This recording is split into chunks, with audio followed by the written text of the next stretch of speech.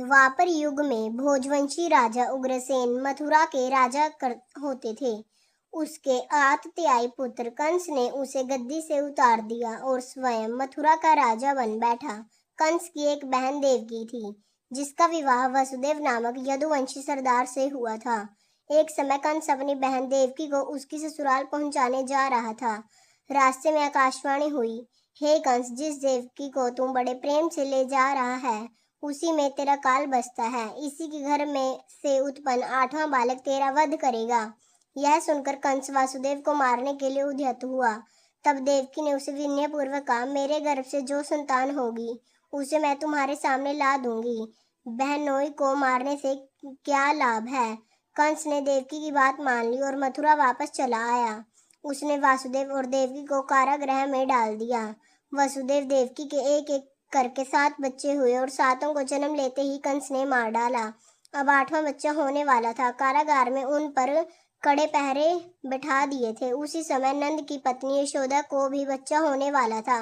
उन्होंने वसुदेव देवकी के दुखी जीवन को देख 8वें बच्चे की रक्षा को उपाय रचा। जिस समय वसुदेव देवकी को पुत्र पैदा हुआ, उसी समय संयोग से यशोदा के गर्भ से एक कन्या का जन्म हुआ, जो और कुछ नहीं सिर्फ माया थी।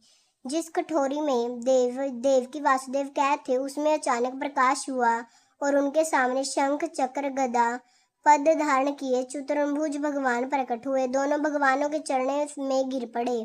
तब भगवान ने उनसे कहा, अब मैं पुनः नवजात शिशु का रूप धारण कर लेता हूँ। तुम मुझे इसी समय अपने मित्र नंद जी के घर वृंदावन में भेज जाओ और उनके यहाँ जो कन्या जन्मी है उसे लेकर कंस के हवाले कर दो। इस समय वातावरण अनुकूल नहीं है, फिर भी तुम चिंता ना करो। जागते हुए पहरेदार सो जाएंगे, कारागृह के फाटक अपने आप खुल जाएंगे और उफनती अथाह यमुना तुमको पार जाने का मार्ग दे देगी। उसी समय वसुदेव नवजात शिशु रूप श्री कृष्ण को सूप में रखकर कारागृह से निकल पड़े और अथाह यमुना को पार कर नंद जी के घर पहुंचे। वहां उन्होंने नवजात शिशु को यशोदा के साथ सुला दिया और कन्या को लेकर मथुरा आ गए। कारागृह के फाटक पूर्ववत बंद हो गए। अब कंस को सूचना मिली कि वसुदेव देवकी को बच्चा पैदा हुआ है।